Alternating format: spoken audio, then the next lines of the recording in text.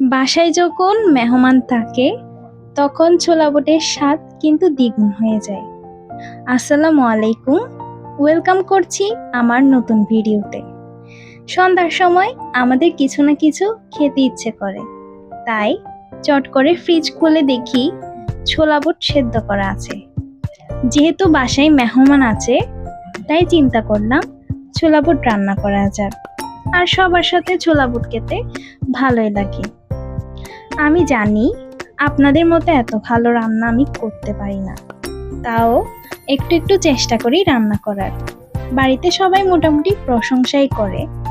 কোনো কিছুতে প্রশংসা পেলে দেখবেন আপনার কাজ করার যে ইচ্ছাটা থাকে সেটি দ্বিগুণ হয়ে গিয়েছে।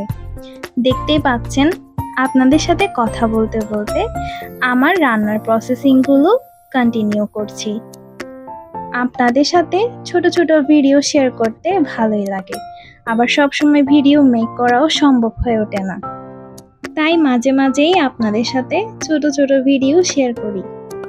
আর বাসায় যদি ছোলা বুট সেদ্ধ করা থাকে, মানে ফ্রিজে যদি সেদ্ধ করা থাকে, তাহলে রান্নার প্রসেসিংটা খুবই ইজি হয়ে যায় আর সময়টাও খুব কম লাগে।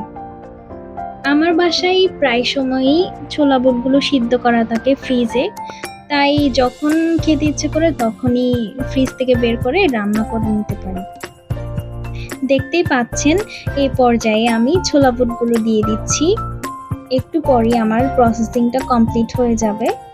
ছোলা বুটে যদি রসুনের পরিমাণটা বেশি ইউজ করা হয় তাহলে ছোলা বুটের আলাদা একটি ফ্লেভার চলে আসে। দেখতেই পাচ্ছেন আপনাদের সাথে কথা বলতে বলতে আমার রান্না কিন্তু কমপ্লিট হয়ে গেল। আজকের ভিডিওটি এই পর্যন্তই, দেখা হবে নেক্সট কোনো ভিডিওতে। আল্লাহ হাফেজ।